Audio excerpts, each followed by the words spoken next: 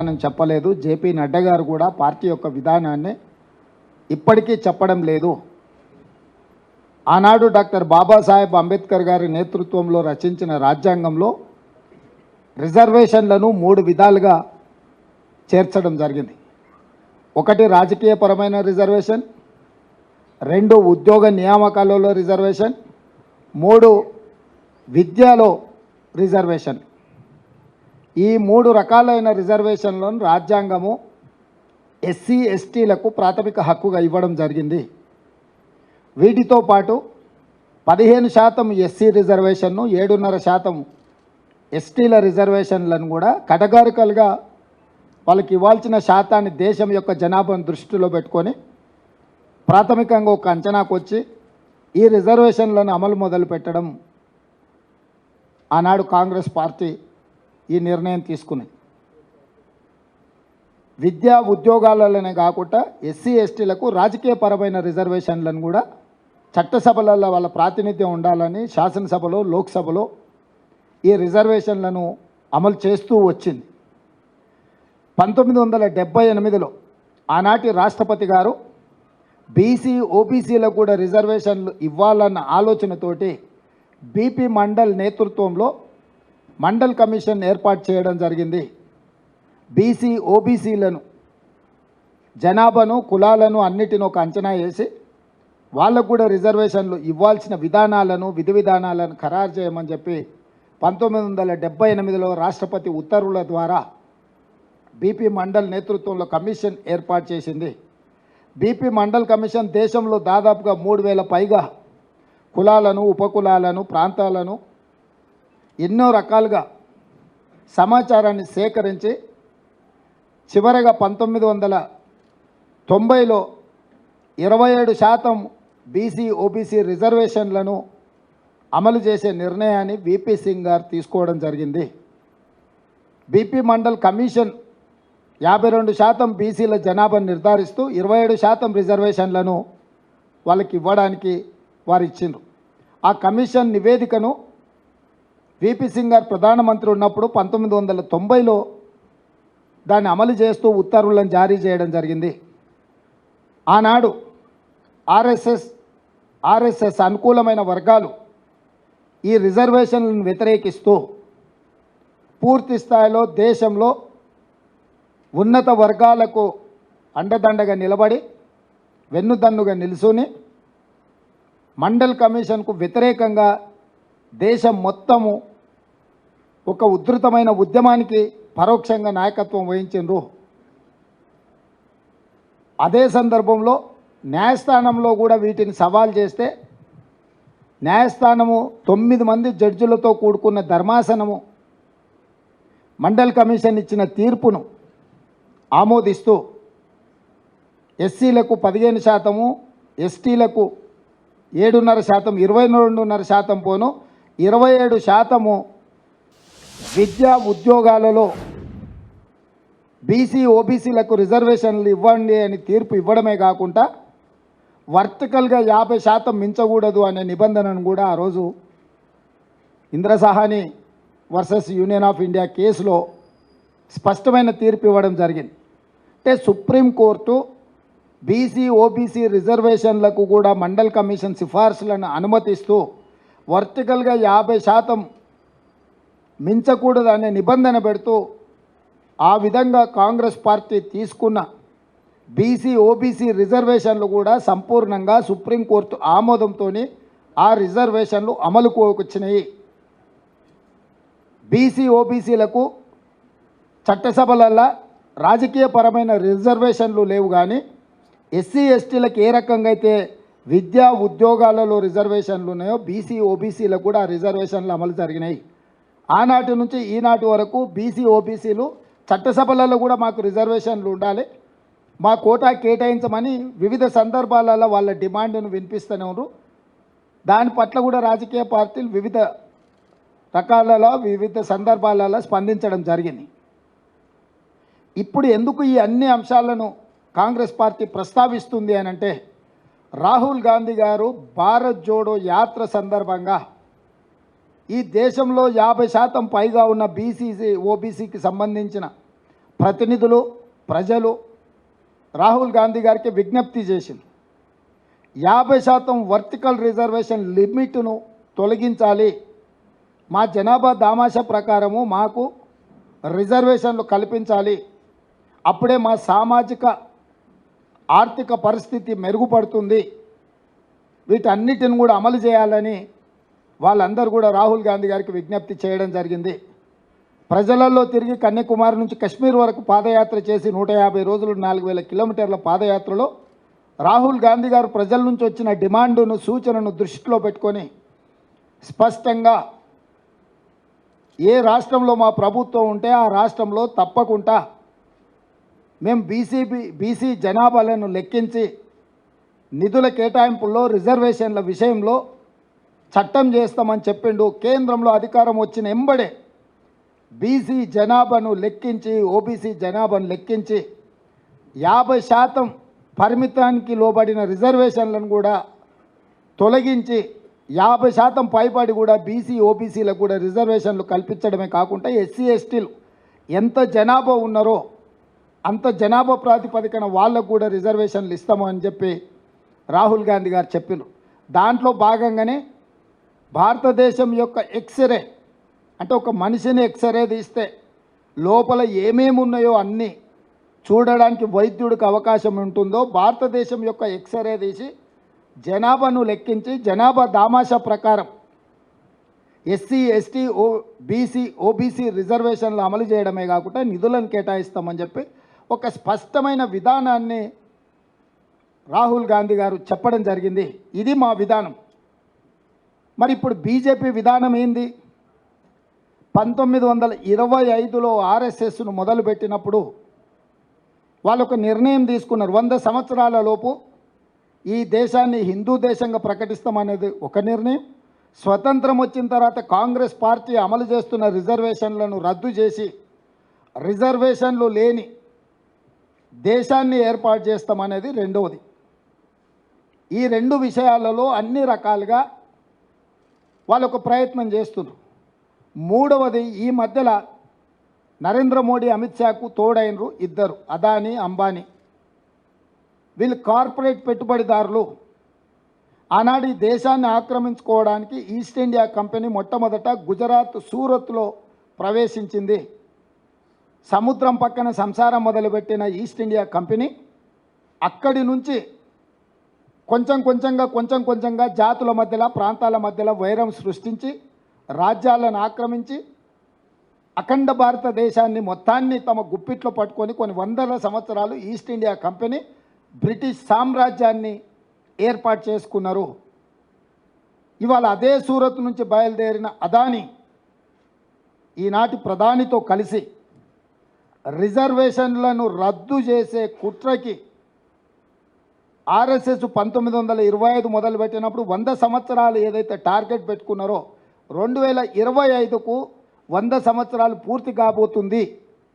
2025 లోపల రాజ్యాంగాన్ని సమూలంగా మార్చి ఆర్ఎస్ఎస్ భావజాలంతో రాజ్యాంగాన్ని సవరించాలన్న ఆలోచనతోటి ఈరోజు అమిత్ షా నరేంద్ర మోడీ గారు దేశ సార్వభౌమాధికారం మీద దాడి చేస్తున్నారు. రాజ్యాంగాన్ని సమూలంగా మార్చాలని కంకణం కట్టుకొని రాజ్యాంగాన్ని మార్చాలి అంటే 2/3 మెజారిటీ కావాలి. అంటే 3/2 మెజారిటీ వాళ్ళ సొంతంగా ఉంటే ఇక మిగతా ఇతర రాష్ట్రాలలో శాసనసభలో తీర్మానాన్ని బెదిరించైనా ఆమోదింపజేయడానికి అన్ని రకాలుగా ప్రణాళికలు రచించి ఈరోజు ఎన్నికల బరిలో దిగి 400 సీట్లు గెలుస్తాము, 400 సీట్లు కావాలి అంటున్నారు. ఇస్ బార్ 400 పార్ అనేది ఎందుకు అని అంటే రాజ్యాంగాన్ని పూర్తిగా సమూలంగా మార్చివేసి రిజర్వేషన్లను రద్దు చేసి ఈ భారతదేశాన్ని రిజర్వేషన్ రహిత దేశంగా మార్చాలన్న ఆలోచనతోటి ఈరోజు వాళ్ళు మన మీద దాడి చేస్తున్నారు. నరేంద్ర మోడీ అమిత్ షా ఈ దేశ మూలవాసులైన దళితులు గిరిజనులు బీసీ ఓబీసీల మీద సర్జికల్ స్ట్రైక్ చేస్తున్నారు. ఈ సర్జికల్ స్ట్రైక్కి ఈ ఎన్నికలను క్షేత్రంగా వాళ్ళు ఈరోజు నిర్ణయం తీసుకున్నారు. దేశం అత్యంత ప్రమాదం వైపు వేగంగా ప్రయాణం చేస్తుంది. రాజ్యాంగం యొక్క మూల స్తంభాలైన రిజర్వేషన్ల ప్రక్రియ నుంచి సోషల్ ఫ్యాబ్రిక్ని అంతా కూడా దెబ్బతీసి ఈరోజు ఈ రకమైన కుట్ర జరుగుతుంది. ఈ కుట్రను తిప్పికొట్టడానికి మేము ప్రయత్నం చేస్తుంటే రాహుల్ గాంధీ గారి మీద అమిత్ షా, నరేంద్ర మోడీ గారు అసలు ఏ రకమైన దాడులు చేస్తున్నారంటే, కాంగ్రెస్ పార్టీ అధికారంలోకి వస్తే హిందువుల ఆడబిడ్డల మెడలో ఉన్న తాలి పుస్తలు కూడా గుంజుకుంటారు, మీ ఆస్తులను గుంజుకొని ఇతరులకు పంచిపెడతారు, మీకు 2 ఇళ్ళు ఉంటే 1 ఇల్లు గుంజుకుంటారు. ఇట్లాంటి విచక్షణారహితమైన ఆరోపణలు చేయడమే కాకుండా బాధ్యతారహితంగా ఒక ప్రధానమంత్రి, కేంద్ర హోంశాఖ మంత్రిగా ఈరోజు వాళ్ళు మాట్లాడుతున్నారు. ఈ భారతదేశంలో ఎక్కడైనా సాధ్యమవుతుందా? తండ్రి ఆస్తి కొడుక్కి ఇవ్వాలంటే కూడా తండ్రి విరాసత్ ఇస్తే తప్ప ఆస్తుల బదిలీ జరగడం లేదు. అన్నదమ్ముల ఆస్తుల పంపకాలలో కూడా పెద్ద మనుషుల ముందు సరైన విధంగా పంపకాలు జరిగి సబ్ రిజిస్ట్రార్లో రిజిస్ట్రేషన్ చేస్తే తప్ప అన్నదమ్ముల ఆస్తుల పంపకాలు కూడా జరగడం లేదు. పూచిక పుల్లైనా నయా పైసైనా చట్టబద్ధంగా బదిలీ చేస్తే తప్ప, ఒప్పుకొని ఒప్పంద పత్రాల మీద సంతకాలు పెడితే తప్ప ఈరోజు బదిలీ ప్రక్రియ ఈ దేశంలో జరగదు. ఇంత పకడ్బందీగా చట్టాలను రాసి డాక్టర్ బాబాసాహెబ్ అంబేద్కర్ గారు ఎవరు కష్టార్జితం వాళ్ళదే, ఎవరు సంపాదించింది. నిన్ననే సుప్రీంకోర్టు ఒక మాట చెప్పింది, భార్య ఆస్తి కూడా, భార్య సంపాదించిన ఆస్తిని భర్త ఏదైనా అత్యవసరంగా వాడుకుంటే కూడా మళ్ళీ భర్త తిరిగి భార్యకి ఇవ్వాల్సిందే. భార్య ఆస్తి మీద భర్తకి ఎలాంటి అధికారం లేదని నిన్నగాక మన సుప్రీంకోర్టు, నిన్నగాక మన న్యాయస్థానాలు స్పష్టమైన తీర్పు ఇచ్చినాయి. అంటే భార్య ఆస్తిని కూడా భర్త తీసుకోవడానికి చట్టంలో అనుమతి లేదు. ఒకవేళ తీసుకోవాలనుకుంటే కూడా భార్య అనుమతి తీసుకోవాలి, మళ్ళీ భార్య అడిగినంబడే వెనక్కి ఇవ్వాలని ఇంత స్పష్టమైన నిబంధనలు మన న్యాయస్థానాలు చెప్తుంటే ఈరోజు రిజర్వేషన్లను రద్దు చేయాలన్న కుట్రలో భాగంగా కాంగ్రెస్ మీద, రాహుల్ గాంధీ గారి మీద విష ప్రచారం చేసి ప్రజల్ని తప్పుదోవ పట్టించి ఎన్నికల్లో 400 సీట్లు గెలవాలి అని వాళ్ళొక వికృత రాజకీయ క్రీడకు తెరలేపినరు. ఈరోజు మేము స్పష్టమైన ఆరోపణ చేస్తున్నాం. ఆర్ఎస్ఎస్ భావజాలాన్ని, ఆర్ఎస్ఎస్ యొక్క మనువాద సిద్ధాంతాన్ని భారతీయ జనతా పార్టీ అమలు చేయడానికి రిజర్వేషన్ రహిత దేశంగా ప్రకటించడానికి 400 సీట్లు కోరుకుంటున్నారు. అందుకు ఆర్ఎస్ఎస్కు బలమైన కారణాలు ఉన్నాయి. హిందువులల్లా కులాలు ఉపకులాలుగా ఉంటే హిందువులు మొత్తం ఏకంగా ఉన్నారని చూపించడానికి ఇబ్బంది వస్తుంది. కాబట్టి హిందూ జాతిలో దళితులుగా, గిరిజనులుగా, బీసీలుగా, ఓబీసీలుగా, బీసీ ఓబీసీలలో ఉపకులాలు, దళితులలో ఉపకులాలు, గిరిజనులలో ఉపకులాలు ఉంటే ఇవి వివిధ తెగల కింద వస్తే ఈ మొత్తాన్ని ఒక హిందూ సమాజంగా చూపించడానికి ఇబ్బంది అవుతుంది. కాబట్టి రిజర్వేషన్లను అన్నిటినీ రద్దు చేసి ఈ మొత్తం హిందూ సమాజం అని చూపించాలన్న ఆలోచనతోని ఆర్ఎస్ఎస్ తమ ప్రణాళికను సిద్ధం చేసింది. ఆర్ఎస్ఎస్ యొక్క ప్రణాళికను బీజేపీ అమలు చేస్తుంది. 3 తలాక్ కావచ్చు, 370 ఆర్టికల్ కావచ్చు, యూనిఫామ్ సివిల్ కోడ్ కావచ్చు, సిటిజన్ అమెండ్మెంట్ యాక్ట్ కావచ్చు, కశ్మీర్కు సంబంధించిన విషయాలు కావచ్చు, ఇతర ఎన్నో విషయాలు ఆర్ఎస్ఎస్ యొక్క ఆలోచన విధానాన్ని గత 10 సంవత్సరాలలో నరేంద్ర మోడీ, అమిత్ షా గారు అమలు చేసుకుంటూ వచ్చిండ్రు. ఇది గతము మన కళ్ళ ముందర ఉన్న ప్రత్యక్ష ఆధారాలు. ఇక వాళ్ళు మళ్ళీ వచ్చినా సరే రాకున్నా సరే ఏకంగా రాజ్యాంగం యొక్క సమూలమైన మార్పు చేయాలన్న ఆలోచనతోటి ఈరోజు రిజర్వేషన్లను రద్దు చేసే కుట్ర, రిజర్వేషన్లను రద్దు చేసే విధానాన్ని, తద్వారా దళితులను, గిరిజనులను, బీసీలను, ఓబీసీలను శాశ్వతంగా దెబ్బతీసి కార్పొరేట్ కంపెనీల ముందు కట్టుబానిసలుగా నిలబెట్టాలన్న ఆలోచన. ఇది ఆనాటి ఈస్ట్ ఇండియా కంపెనీ విధానం. ఈనాడు అదానీ, అంబానీల యొక్క కొనసాగింపు విధానం. ఆ కొనసాగింపు విధానాన్ని అమిత్ షా, నరేంద్ర మోడీ గారు స్పష్టంగా అమలు చేస్తున్నారు. కిషన్ రెడ్డి గారు, బండి సంజయ్ గారు లేదా బీజేపీ నాయకులు ఎవరెంత మాట్లాడినా ఎందుకు నరేంద్ర మోడీ, అమిత్ షా గారు మేము ఎస్సీ ఎస్టీ ఓబీసీ బీసీ రిజర్వేషన్లను రద్దు చేయము, ఈ 50% క్యాప్ తొలగించి మేము బీసీ జనాభాను లెక్కించి, బీసీ జనాభాను ఎందుకు లెక్కించాల్సి వస్తుంది? స్పష్టంగా సుప్రీంకోర్టు చెప్పింది. 27% బీసీ రిజర్వేషన్లను పెంచాలి అని అంటే వాళ్ళ జనాభాను లెక్కించి జనాభా ఆధారంగా 27% పెంచండి. టోటల్గా వర్టికల్గా 50% మీరు పైకి పెంచాలి అంటే ఎస్సీ ఎస్టీ జనాభా ఉన్నది, మిగిలిన బీసీ జనాభాను ఓబీసీ జనాభాను లెక్కించి ఆ లెక్కల ప్రకారం మీరు 50% పైన రిజర్వేషన్లు పెంచడానికి అవకాశం ఉందని సుప్రీంకోర్టు చెప్పింది. ఇది చారిత్రాత్మకమైన అవసరం బీసీ జనాభా లెక్క కట్టడం. ఎందుకు అనంటే బీసీ ఓబీసీ రిజర్వేషన్లను 27% నుంచి పైకి పెంచాలి అనంటే వాళ్ళ జనాభాను లెక్కించాలి. వాళ్ళ జనాభాను లెక్కించినప్పుడు మాత్రమే రాజ్యాంగం కానీ సుప్రీంకోర్టు కానీ వాళ్ళ రిజర్వేషన్లను 27% నుంచి పైకి పెంచడానికి అవకాశం ఉంటుంది. దాన్ని దృష్టిలో పెట్టుకునే కాంగ్రెస్ పార్టీ ఈరోజు బీసీ జనాభాను లెక్కించాలి, బీసీ జనాభాల దామాష ప్రకారం రిజర్వేషన్లు పెంచాలి అని మేమంటుంటే, ఒకవేళ ఆ లెక్కలు పెడితే రిజర్వేషన్లను పెంచాల్సి వస్తుంది. మేము రిజర్వేషన్ల రద్దు విధానానికి ఇది విఘాతము అని చెప్పి ఈరోజు బీజేపీ కుట్ర చేసి బీసీ జనాభాను లెక్కించకుండా ఈ దేశంలో ఉన్న అన్ని రిజర్వేషన్లను రద్దు చేయాలని కుట్ర జరుగుతుంది. ఎక్కడ కూడా ఈరోజు వరకు ఏ రాష్ట్రంలో కూడా నరేంద్ర మోడీ గారు, అమిత్ షా గారు ఎస్సీ ఎస్టీ బీసీ ఓబీసీ రిజర్వేషన్లు రద్దు చెయ్యము, వాళ్ళ జనాభా దామాష ప్రకారం రిజర్వేషన్లు పెంచుతామని ఎక్కడ కూడా మాట్లాడడం లేదు. ఈరోజు మేము చేసే ఆరోపణ మీద కూడా ఎక్కడ కూడా వాళ్ళిద్దరు స్పందించడం లేదు. స్థానిక నాయకులు ఏదేదో కల్లిపల్లి కబుర్లు చెప్పుకుంటూ తిప్పుకుంటూ వచ్చి ఏదో ఒక విధంగా ఈ ఎన్నికల్లో బయటపడితే చాలన్న విధంగా ఆపద మొక్కులు మొక్కుతున్నారు. ఇవాళ కిషన్ రెడ్డి గారే కాదు, ఈటల రాజేందర్ గారు కూడా ఒక మాట మాట్లాడతలేడు. లెఫ్ట్ భావజాలం అన్నాడు, తానేదో పోరాటాలు చేసిన అన్నాడు. ఇవన్నీ బాగానే ఉన్నాయి. ఈరోజు జరుగుతున్న దాడి మీద, రాజ్యాంగాన్ని మార్చే విధానం మీద ఎందుకు కిషన్ రెడ్డి గారు, ఈటల రాజేందర్ గారు, బండి సంజయ్ గారు మాట్లాడడం లేదు అంటే వాళ్ళకి తెలుసు స్పష్టంగా వాళ్ళ పార్టీ యొక్క విధానం.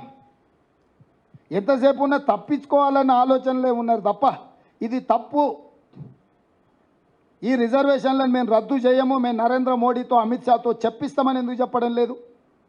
నిన్నటికి నిన్న సిద్దిపేటకి అమిత్ షా గారు వచ్చారు, ఎందుకు ఒక్క మాట అయినా మాట్లాడిండా? వారు రాకంటే ముందు నుంచే మేము స్పష్టమైన ఆరోపణ చేస్తున్నాం. ఒక రాష్ట్ర ముఖ్యమంత్రిగా, పార్టీ అధ్యక్షుడిగా స్పష్టమైన నిర్దిష్టమైన ఆరోపణ బీజేపీ మీద నేను చేస్తున్నా. ఈ రాష్ట్రానికి వచ్చే ఏ బీజేపీ నాయకుడైనా మొట్టమొదట ఉన్న రిజర్వేషన్లను రద్దు చేయము, జనాభా లెక్కించి బీసీ ఓబీసీ రిజర్వేషన్లు పెంచుతామని ఎందుకు బీజేపీ చెప్పడం లేదు? సరే, వీళ్ళు ఒక రకం. చంద్రశేఖరరావు ఈ విషయాన్నే మాట్లాడతలేడు. ఆయన ప్రపంచంలో అన్నీ మాట్లాడుతున్నాడు. అమలాపురం నుంచి అమెరికా వరకు మాట్లాడుతున్నాడు, చంద్రమండలం నుంచి చింతమడక వరకు మాట్లాడుతున్నాడు. కానీ బీజేపీ చేస్తున్న కుట్ర గురించి మాత్రం మాట్లాడతలేడు. రిజర్వేషన్లు రద్దు చేసే ఆలోచనను బీజేపీని ప్రశ్నించడం లేదు. గతంలోనే చంద్రశేఖరరావు గారు రాజ్యాంగాన్ని మొత్తం రద్దు చేసి కొత్తది రాసుకోవాలన్నాడు. ఎవరి ఆలోచన ఇది? రాజ్యాంగాన్ని రద్దు చేసి కొత్తది రాసుకునేది ఆర్ఎస్ఎస్ విధానమే కదా. ఇవాళ చంద్రశేఖరరావు స్వయంగా భావజాలానికి ప్రభావితమైందా, లేకపోతే జైల్లో ఉన్న బిడ్డకు బెయిల్ కోసము ఈరోజు ఎస్సీ ఎస్టీ బీసీ ఓబీసీ రిజర్వేషన్లను తాకట్టు పెట్టి బీజేపీకి సహకరిస్తున్నాడా? చంద్రశేఖరరావు గారు కూడా తన విధానాన్ని ప్రకటించాలి. నేను స్పష్టంగా సూటిగా చంద్రశేఖరరావును డిమాండ్ చేస్తున్నా, ఎస్సీ ఎస్టీ బీసీ ఓబీసీ రిజర్వేషన్లను రద్దు చేయాలన్న భారతీయ జనతా పార్టీ విధానం మీద బీఆర్ఎస్ విధానం ఏంది? ఒకవేళ మీ విధానము రిజర్వేషన్ల రద్దును వ్యతిరేకిస్తే మీ పోరాట కార్యాచరణ ఏంది? బీజేపీకి వ్యతిరేకంగా 100 రోజులైన మా ప్రభుత్వాన్ని దిగిపోవాలి, మా ప్రభుత్వాన్ని పడగొట్టాలని కార్యాచరణ ప్రకటించి బస్సు యాత్ర చేస్తున్నా అంటున్నావు కదా. 10 సంవత్సరాల అధికారంలో ఉండి ప్రజలందరినీ పీల్చి పిప్పి చేసి అక్రమ కేసుల ద్వారా ఈరోజు రాజ్యాంగాన్ని దెబ్బతీసే మోడీ మీద నీ పోరాట కార్యాచరణ ఎక్కడుంది? 5 ఏళ్ల కోసం ఎన్నుకున్న మా ప్రభుత్వాన్ని ఇప్పటికిప్పుడు దించేయాలని కేసీఆర్ గారు, కేటీఆర్ గారు, హరీష్ గారు అంటున్నారు. 10 ఏళ్ళు ప్రజల్ని మోసం చేసిన మోడీని దించడానికి మీ దగ్గర ఉన్న కార్యాచరణ ఏంది? 100 రోజులే అయిన మా ప్రభుత్వమా మీ టార్గెట్? 10 సంవత్సరాల నుంచి ప్రజల్ని వంచి దేశాన్ని దోసుకుని ప్రధానమంత్రి అయిన నరేంద్ర మోడీ గారు ఆనాడు 55 లక్షల కోట్ల రూపాయలు దేశం మీద అప్పు ఉంటే ఈరోజు 168 లక్షల కోట్ల రూపాయలు అప్పయింది. ఒక్క నరేంద్ర మోడీ గారు 10 సంవత్సరాలలో 113 లక్షల కోట్ల రూపాయల అప్పు తీసుకొచ్చిండు.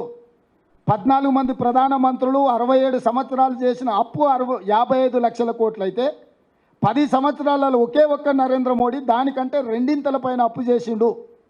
ఒక్కసారైనా ఈ అప్పు ముప్పు గురించి కేసీఆర్ మాట్లాడాడు. ఎందుకంటే 69,000 కోట్ల రూపాయలతో ఉన్న తెలంగాణ రాష్ట్రం ఆయన చేతులు పెట్టి ఆయన 7 లక్షల కోట్ల రూపాయలు అప్పు చేసిండు.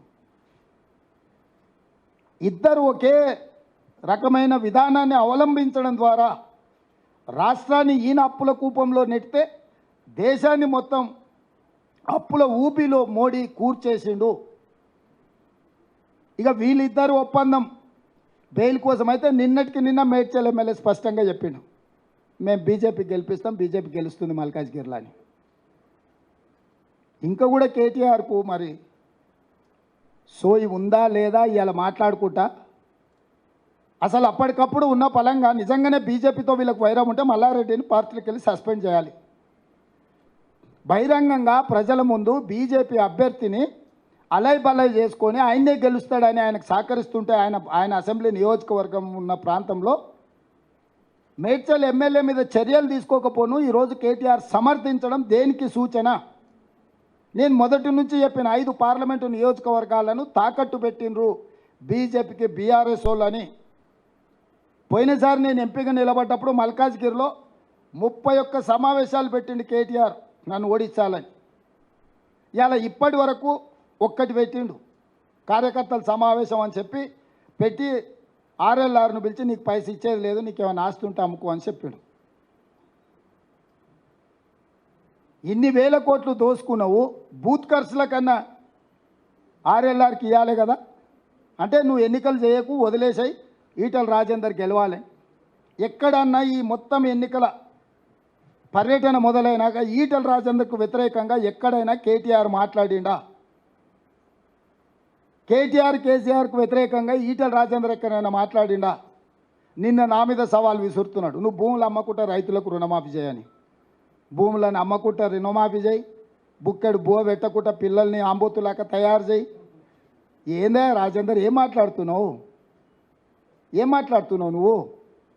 ఇన్ని 1000 ఎకరాలు కేటీఆర్ అమ్మినప్పుడు ఎప్పుడన్నా ఈ భూములు అమ్మొద్దని ఎప్పుడన్నా ఈటల రాజేందర్ మాట్లాడిండా? హైదరాబాదు చుట్టుముట్టూతా విలువైన వేలాది ఎకరాల భూముల్ని అమ్ముకోవడం, ఆక్రమించుకున్నప్పుడు రాజేందర్కి ఏ రోజు కూడా ఈ భూములు గుర్తురాలే. నేను ప్రజలకు మంచి చేద్దాము, ఏదేమైనా సరే మాకు అధికారం ఇచ్చిందే రైతు రుణమాఫీ చేయడానికి. 15 ఆగస్టు లోపల 2 లక్షల రూపాయల రుణమాఫీ చేస్తామని మేము కంకణబద్ధులమై కమిట్మెంట్తో మేము మాట్లాడుతుంటే, అరే ఆయన కష్టపడుతుంది కదా, చేస్తా ఉంటుంది కదా, చేయని అనాల్సింది పోయి అట్టెట చేస్తావు, నువ్వు భూములు అమ్ముతావా?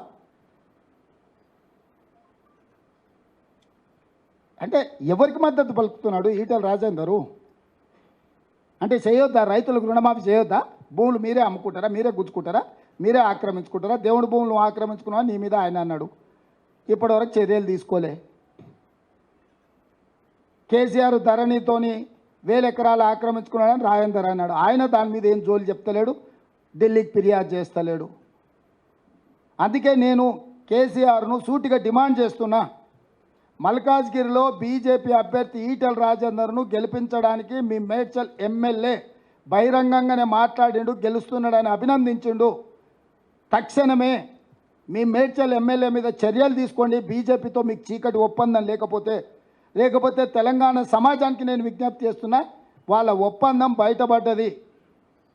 అమాయకంగానో అత్యుత్సాహంగానో మేడ్చల్ ఎమ్మెల్యే ఉన్నట్టు చెప్పిండు, కుండ వలగొట్టిండు. ఇక కేటీఆర్ గుండు వలగొట్టుడే మిగిలింది తెలంగాణ సమాజంలో.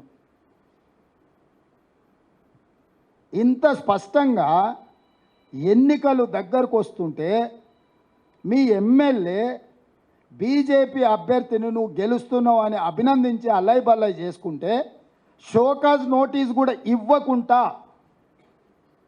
కనీసం వివరణ కూడా అడగకుండా ఆయన బీజేపీని ఓడిస్తా అని రంకెలేస్తున్నాడు. ఆయన మహబూబ్నగర్ పోయిందంట, తింటుంటేనే 2 సార్లు కరెంటు పోయిందంట. నువ్వేమన్నా బకాసూరు నువ్వు అరణాయన రోజంతా తిననీకే ఎంతసేపు తింటావా? 10 నిమిషాలు 15 నిమిషాలు తింటాం తిండి తింటే. సేమ్ ఇట్లనే హౌల మాటలు మాట్లాడింది. సూర్యాపేటలో పోయి పార్టీ ఆఫీస్లో ప్రెస్ మీట్ పెట్టినప్పుడు కరెంటు పోయిందని. నేను మా అధికారులు అడిగితే వాళ్ళకి అధికారికంగా కనెక్షనే లేదు సార్, వాళ్ళు జనరేటర్ మీద ఉన్నారు, ఆ పొట్టైన జనరేటర్లో కట్టబెట్టినట్టున్నాడు, ఆగింది సార్ అని మా అధికారులు చెప్పాను. మరుక్షణం నేను విచారణకు ఆదేశించిన. సూర్యాపేటలో అట్లట్ల కరెంటు పోయిందని అడిగితే అసలు దాని కరెంటు కనెక్షన్ లేదని చెప్పారు. అంటే ఒక 10 ఏళ్ళు ముఖ్యమంత్రిగా పనిచేసి ఈరోజు ప్రధాన ప్రతిపక్ష నాయకుడు ఉన్న కేసీఆర్కి ఇంత అసహనం, ఇన్ని అబద్ధాలు ఎందుకు? ఏం కొట్టుకపోయింది? ఏం మునిగిపోయింది? ఏం అధికారం లేకపోతే సస్తమా? ఏమవుతుందా? ఊపిరాకి చచ్చిపోతావు. అసలు ఏమన్నా 10 ఏళ్ళు దేశాన్ని బట్టి పీడించిన మోడీని ఎట్లా ఓడగొట్టాలనో బాధ్యత లేకుండా 100 రోజులలో 5 గ్యారెంటీలు అమలు చేసి ఈరోజు 2 లక్షల రుణమాఫీ ఖచ్చితంగా అమలు చేస్తామని మేం చెప్తుంటే, అరే పిల్లగాడేదో తిప్పల పడుతున్నాడు, చేయని చూద్దాం, ఒక 6 నెలలు సంవత్సరం సంసారం చేయని, పిల్లనో పిల్లగాడో పుట్టని అని అంటాడు ఎవడన్న పెద్దోళ్ళు. కడపకాడ అడ్డం పట్టుకున్నట్టుంది నా వ్యవహారం. ఏంది జరగొద్దు, ఏంది ఉండొద్దు, ఏం పోయే కాలము, ఏంది దుర్మార్గము. అందుకే తెలంగాణ సమాజానికి విజ్ఞప్తి చేస్తున్నా, ఎస్సీ ఎస్టీ బీసీ ఓబీసీ రిజర్వేషన్లు ఉండాలి అని మీరు అనుకుంటే కాంగ్రెస్ గెలవాలి. ఎస్సీ ఎస్టీ బీసీ ఓబీసీ రిజర్వేషన్లు రద్దు కావాలి అనుకుంటే బీజేపీకి ఓటెయ్యాలి. మైనారిటీలను నెత్తి మీద పెట్టుకొని ఊరేగుతాన కేసీఆర్ ఇలా బహిరంగంగానే అమిత్ షా ప్రత్యక్షంగా చెప్పిండు రద్దు చేస్తా అని. దాని మీద కూడా ఇంతవరకు కేసీఆర్ స్పందించలే. 4% 12% చేస్తా అని ఊదరగొట్టిండు. ఉన్నాయి రద్దు చేస్తా అని వాళ్ళు డంకా బజాయించి తెలంగాణకు వచ్చి చెప్పారు. ఆడిడే చెప్పలే, ఈడికే వచ్చి చెప్పారు. దాని మీద కూడా కేసీఆర్ పల్లెత్తు మాట మాట్లాడతలేడు. దీన్ని బట్టి ఈ వర్గాలన్నీ కూడా ఆలోచన చెయ్యాలి. మేం కార్పొరేట్ కంపెనీలకు వ్యతిరేకము. అదానీ అంబానీలు ఈ దేశాన్ని దోచుకోవడం, ఈ దేశం యొక్క ప్రభుత్వాల మీద ప్రభావితం చేసి లక్షల కోట్ల 60 లక్షల కోట్ల రూపాయల ఆస్తులు మేము జమ చేస్తే నరేంద్ర మోడీ అమిత్ షా వాటిని 6 లక్షల కోట్లకు తెగ నమ్ముకున్నారు. బిఎస్ఎన్ఎల్ ఎల్ఐసి నుంచి మొదలు పెడితే రైల్వేస్ కానీ, ఎయిర్పోర్ట్లు కానీ, పోర్టులు కానీ, నేషనల్ హైవేస్ కానీ ఇవన్నీ కూడా మేము సంపాదించి పెడితే, తాత ముత్తాతల నుంచి స్థిరాస్తులను మేము చేసి పెడితే ఈరోజు పల్లి బఠానీలకు మోడీ అమిత్ షా అమ్ముకుంటున్నారు. అందుకే ఈ విధానాలను కూడా మేము వ్యతిరేకిస్తున్నాం. ఈ ఎన్నికల్లో తెలంగాణలో లెక్క పక్కా 14 సీట్లు నెగ్గాలి అనే విధానంతో ప్రజలు నిర్ణయం తీసుకోవాలి. మేము స్పష్టంగా ప్రజలకు విజ్ఞప్తి చేస్తున్నాం. మళ్ళొక్కసారి ఎస్సీ ఎస్టీ బీసీ ఓబీసీ రిజర్వేషన్లు రద్దవ్వాలి అని అంటే బీజేపీకి ఓటేయండి. ఎస్సీ ఎస్టీ బీసీ ఓబీసీ రిజర్వేషన్లు ఉండాలి, వాటిని పెంచాలి అని అంటే కాంగ్రెస్ పార్టీని గెలిపించండి. ఉన్న వాటికి రక్షణ కల్పిస్తాం, కొత్త వాటిని పెంచి మీకు పంచిపెడతాం.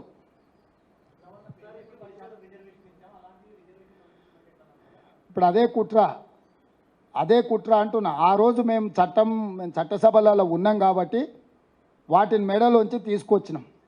ఈరోజు 400 సీట్లు వస్తే ఎవరితోనే అవసరం లేదు, రద్దు చేయాలనే విధానం. గతంలో కూడా 2 సార్లు బీజేపీ 13 నెలలు ఒకసారి, 5 సంవత్సరాలు ఒకసారి వాజ్పేయి గారు ఉన్నారు. ఆ రోజు ఈరోజు పోయినసారి రద్దు చేసినాం. ఎందుకు రద్దు చేయలే అంటే వాళ్ళ దగ్గర బ్రూటల్ మెజారిటీ ఉన్నప్పుడు వాళ్ళ రహస్య ఎజెండాను అమలు చేస్తారు. ఆ రహస్య ఎజెండాను ఒకవేళ నిజంగానే మీరు చెప్పిందే నిజం అనుకుందాం, ఎందుకు నరేంద్ర మోడీ అమిత్ షా దేశ ప్రజలకు మాట ఇస్తలేరు? బీసీ జనాభా లెక్క కడతాం, రిజర్వేషన్లు పెంచుతాం, బీసీ ఓబీసీలకు పంచుతామని ఎందుకు అమిత్ షా నరేంద్ర మోడీ చెప్పడం లేదు? ఇప్పుడు స్పష్టం కదా, నరేంద్ర మోడీ గారు అమిత్ షా గారు స్పష్టంగా వేదికల మీద నుంచి బీసీ జనాభా లెక్క కట్టి సుప్రీంకోర్టు తీర్పుకు అనుకూలంగా రిజర్వేషన్లు పెంచుతాం, పేదలకు పంచుతాం అని ఒక మాట చెప్తే అసలు ఈ అనుమానాలకే తావులేదు కదా. మీ ఎన్నికల మేనిఫెస్టోలో అన్న పెట్టాలి కదా. ఇది ఎన్నో విషయాలు ప్రస్తావించారు, అబద్ధాలన్నీ. ఎందుకు ఎన్నికల మేనిఫెస్టోలో పెట్టలేదు? పోనీ ఇప్పుడు చెప్పమని కిషన్ రెడ్డిని, బండి సంజయ్, ఈటల రాజేందర్ని బీసీ జనాభా లెక్క కట్టి రిజర్వేషన్లు పెంచుతారా, పెంచరా?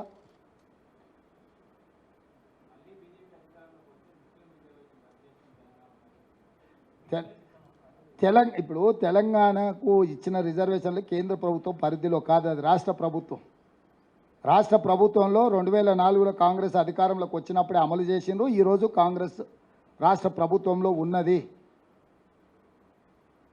ఇప్పుడు వాళ్ళు రద్దు చేస్తానే మొత్తం రిజర్వేషన్లనే, మొత్తానికే కొండనాలికకు మంది అయితే ఉన్ననాలిక కూడా ఊడిపోయిందని మొత్తాన్ని మొత్తం కొట్టే ముందర ఇంక ఇదంతా ఏందనేది వాళ్ళు ఒకటొకటిగా రహస్య ఎజెండా బయట పెడుతున్నారు.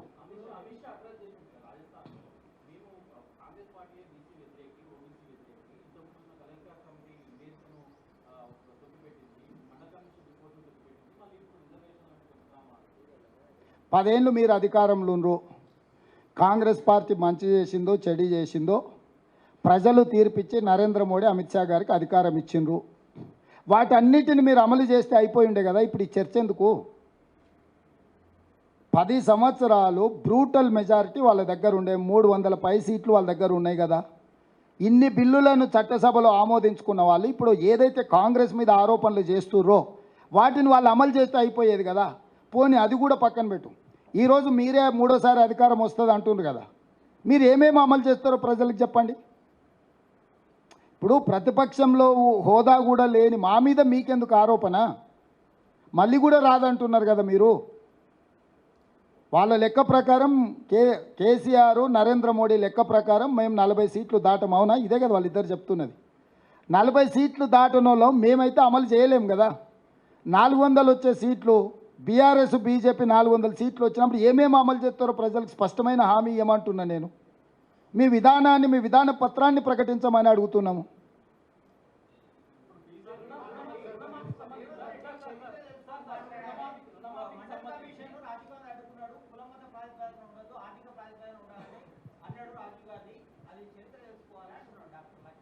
ఇప్పుడు లక్ష్మణ్ ఏమన్నాడు, కిషన్ రెడ్డి ఏమన్నాడు అనేది లెక్కలేదు.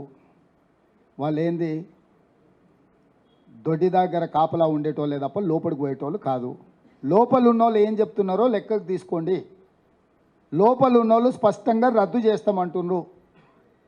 రద్దు చేయకపోతే లోపల పెత్తనం చెలాయించే వాళ్ళతోని మీ విధానాన్ని ప్రకటింపజేయమని అడుగుతున్నాం మేము.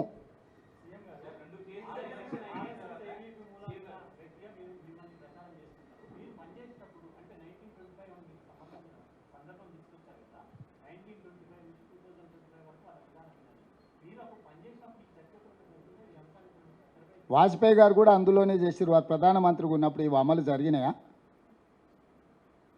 ఏ విధానమైనా మనతోని చర్చించాల్సిన అవసరం లేదు. చరిత్ర డాక్టర్ బాబాసాహెబ్ అంబేద్కర్ గారు గొప్ప వ్యక్తి, ప్రజాస్వామికవాది అని మనం అంటున్నాం.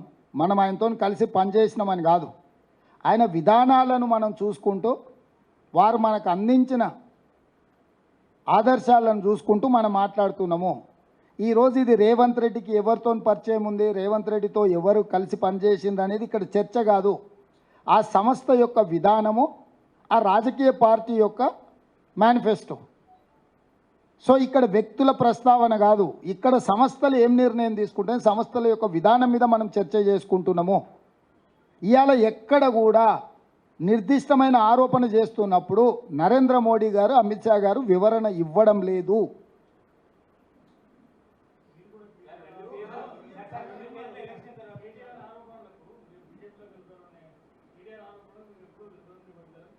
నేను కేటీఆర్ను అంత సీరియస్గా తీసుకొని నీకు ఎప్పుడో చెప్పిన మేనేజ్మెంట్ కోట వాడు పిల్లగాడు పొద్దుపోయినప్పుడు వచ్చినప్పుడల్లా ఏదో ఒకటి మాట్లాడతాడని. కేసీఆర్ మాట్లాడితే డెఫినెట్గా మాట్లాడతా.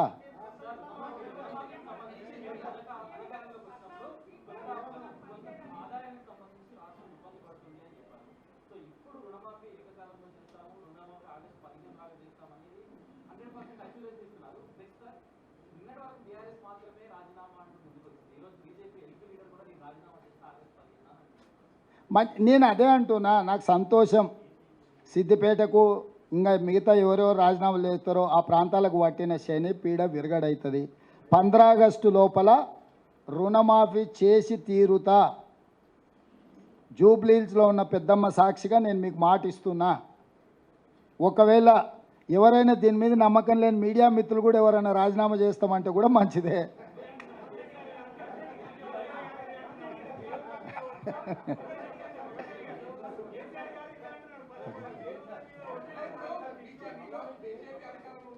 क्या हो रहा आशीष?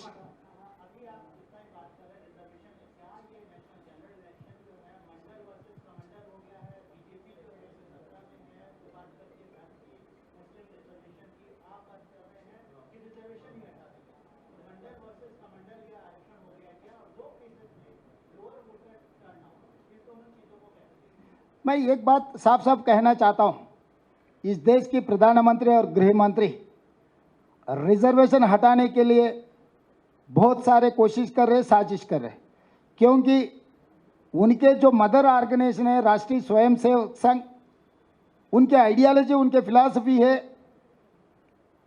इस देश में बिना रिजर्वेशन इस देश को चलाने के लिए उन लोगों का सोच धारा है. इसीलिए आज वो आरएसएस के जितने भी ट्रिपल तलाक, 370 article, citizen amendment act, uniform civil code, जितने सारे उन लोगों का जो एजेंडा था पूरा इस लोकसभा में 16th एंड 17th लोकसभा में बिल्स पास किए नरेंद्र मोदी जी और अमित शाह.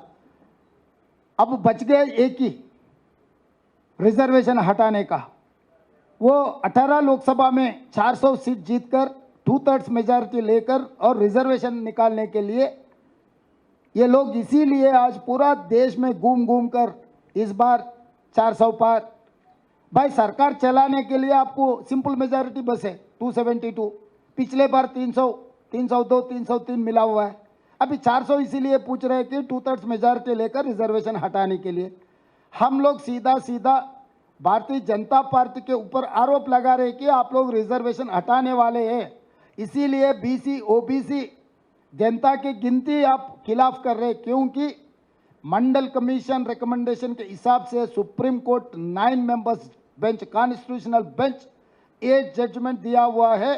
अगर 27% से ओबीसी बीसी रिजर्वेशन बढ़ाना है तो पहले जनाभा की गिनती करो, उसके बाद आप रिजर्वेशन बढ़ा दो.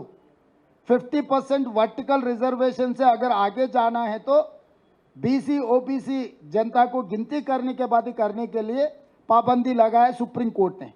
इसीलिए कांग्रेस पार्टी, राहुल गांधी जी ये वादा किया, हर प्रदेश में कांग्रेस पार्टी सत्ता में है तो प्रदेश में हम बीसी ओबीसी का जनता गिनती करेंगे. केंद्र में हम सरकार बनाते ही पूरा ओबीसी बीसी का जनता गिनती कर कर वो हिसाब से हम रिजर्वेशन बढ़ाने के लिए वादा किए. इसीलिए भारतीय जनता पार्टी डर गए. जो आरएसएस का एक्चुअल आइडियोलॉजी जो शुरुआत की है 1925 में आरएसएस डॉक्टर केशवराव बलिराम हेगडेवर 100 इयर्स में इस देश को हिंदू देश बनाने का और आज़ादी मिलने के बाद जो रिजर्वेशन दिया हुआ है डॉक्टर बाबा साहेब अम्बेडकर, उसके बाद आरएसएस ने रिजर्वेशन हटाने का अमेंडमेंट कर लिए.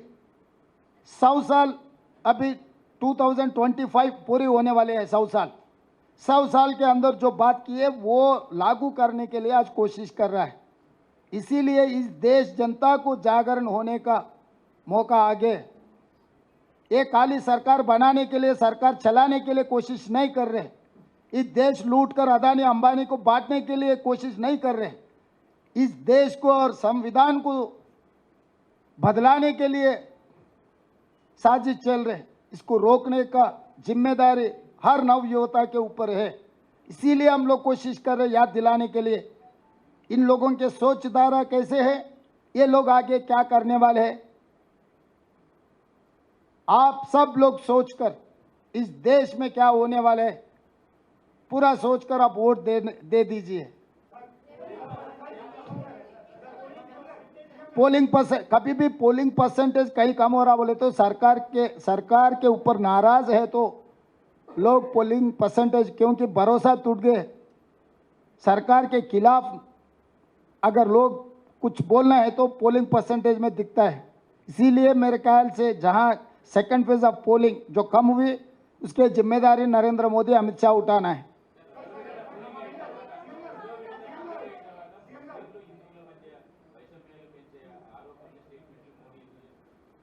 భయం, ఓటమి భయం, ఓటమి భయం. నరేంద్ర మోడీ గారు భాషల మధ్య, మతాల మధ్య, ప్రాంతాల మధ్య చిచ్చు పెట్టి తద్వారా రాజకీయ ప్రయోజనం పొందాలనే ప్రయత్నం చేస్తుండ్రు. ఈ దేశ ప్రజలు విఘ్నులు. తరతరాలుగా మన మధ్యలో ఉన్న సత్సంబంధాలు నరేంద్ర మోడీ గారు పెట్టే భయానికి లొంగరు.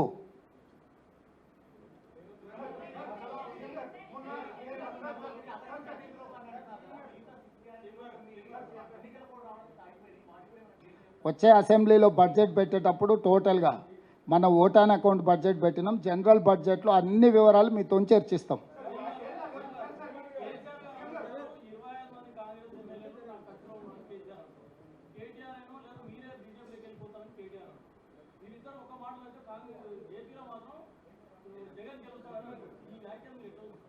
అంటే వాళ్ళ చపల చిత్తము, వాళ్ళ యొక్క భయము, లేకపోతే అవగాహన రాహిత్యము, ఈ మాటలను బట్టి మనం చూడొచ్చు.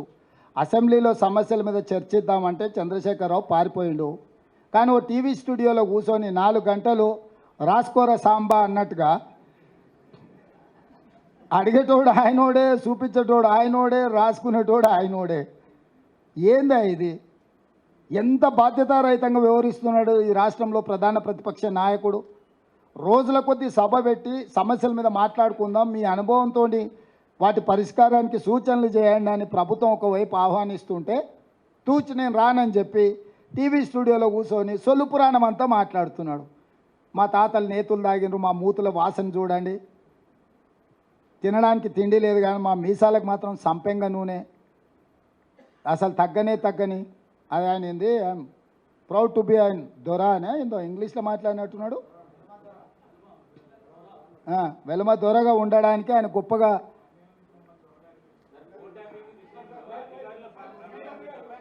అదే చెప్తున్నా. దొరలని పిలుస్తుర్రు కాబట్టి బండకేసి కొట్టిర్రు, ఇంకా కూడా బల్పు తగ్గలే. మంచిది, అట్లనే కానీ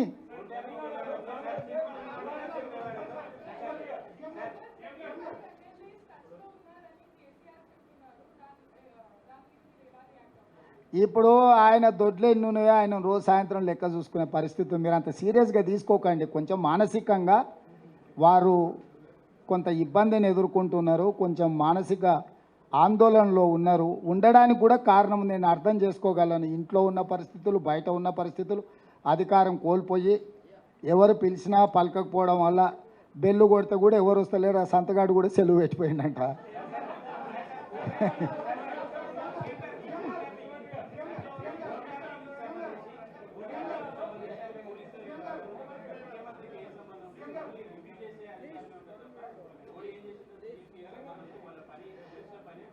నాకు తెలియదు, ఇంకా దాని మీద పూర్తి వివరాలు నేను తీసుకోలేదు.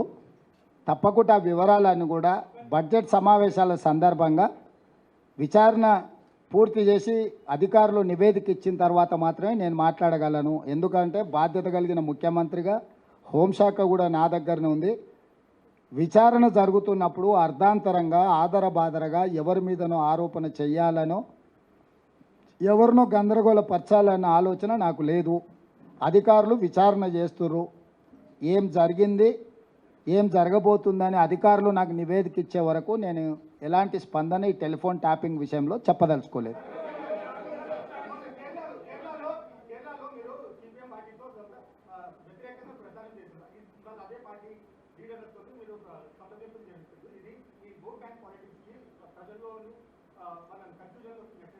రాహుల్, ఈ దేశం యూనియన్ ఆఫ్ స్టేట్స్ నీకు తెలుసు కదా, వివిధ రాష్ట్రాలతో కూడుకున్న సమూహమే భారతదేశము.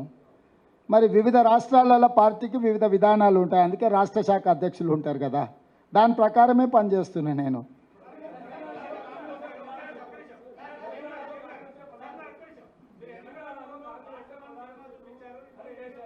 కేసీఆర్ డెఫినెట్గా అంటాడు, ఎందుకంటే మోడీని మెప్పించాలి, అమిత్ షాను ఒప్పించాలి బిడ్డ బెయిల్ కోసం.